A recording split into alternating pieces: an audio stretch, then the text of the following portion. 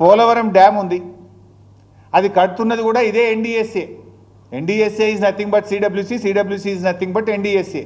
సిడబ్ల్యూసీలో పనిచేసేటోళ్ళే ఎన్డీఎస్ఏకి ట్రాన్స్ఫర్ అవుతారు, ఎన్డీఎస్ఏలో పనిచేసేటోళ్ళే సిడబ్ల్యూసీకి ట్రాన్స్ఫర్ అవుతారు. అదేమి కొత్తది కాదు.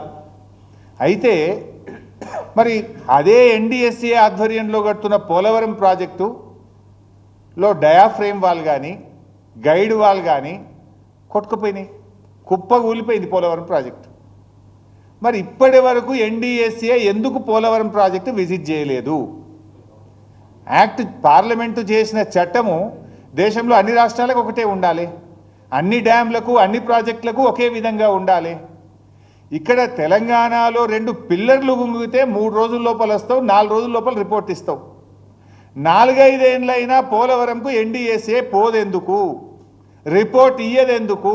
ఎందుకంటే కట్టిందే మీరు, డిజైన్ చేసింది ఎన్డీఎస్ఏ, కట్టింది ఎన్డీఎస్ఏ, కుప్పగూలింది ఎన్డీఎస్ఏ హయాంలో, ఎన్డీఏ హయాంలో. అందువల్ల అక్కడికి బోరు. ఇక ఉత్తమ్ కుమార్ రెడ్డి గారు ఎన్డీఎస్ఏ ఏదో ప్రపంచ ప్రఖ్యాతి కలిగిన సంస్థ, ఇక దీనంత గొప్పది లేదు, దీంట్లో ఉన్నంత నిష్ణాతులైన ఇంజనీర్లు ఈ ప్రపంచంలో లేరు అని చెప్తాడు. మరి ఆ ఎన్డీఎస్ఏ కట్టిన పోలవరం కుప్పగూలిపోయింది, 5 ఏళ్ళైనా అక్కడికి ఎందుకు పోలేదు? ఇది ఎందుకు నేను చెప్పాల్సి వస్తుందంటే ఎన్డీఎస్ఏ ఎన్డీఏ జేబు సంస్థగా మారింది. ఈ దేశంలో ఈడీ సిబిఐలను ఎట్లా వాడుతున్నారో ఎన్డీఎస్ఏను కూడా అదే పద్ధతిలో వాడుతున్నారనడానికి ఇది ఒక నిదర్శనము. అసెంబ్లీ ఎన్నికల ముందు ప్రాథమిక నివేదిక, పార్లమెంట్ ఎన్నికల ముందు మధ్యంతర నివేదిక, సిల్వర్ జూబ్లీ ముందు తుది నివేదిక. 5 ఏళ్ళైనా పోలవరంకు పోరు, ఏ నివేదిక ఇయ్యరు.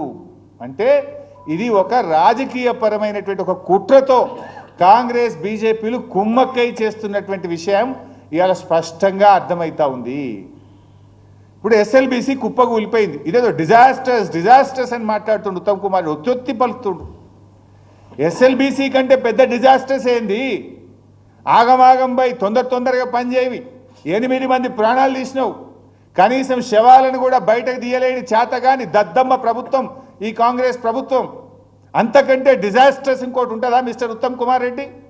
60 రోజులైంది, 60 రోజులైనా డెడ్ బాడీలను కూడా బయటకు తీయలేనటువంటి చేతగాని ప్రభుత్వం ఈ కాంగ్రెస్ ప్రభుత్వం. మీరు వచ్చినాక ఖమ్మం జిల్లాలో పెదవాగ్ కొట్టుకుపోయింది, సుంకిశాల కుప్పగూలింది, పాలమూరు ఎత్తిపోతల పథకంలో వట్టెం పంప్ హౌస్ నిండా మునిగిపోయింది, ఎస్ఎల్బీసీ టనల్ కూలిపోయి 8 మంది ప్రాణాలు బలిగొన్నావు నువ్వు.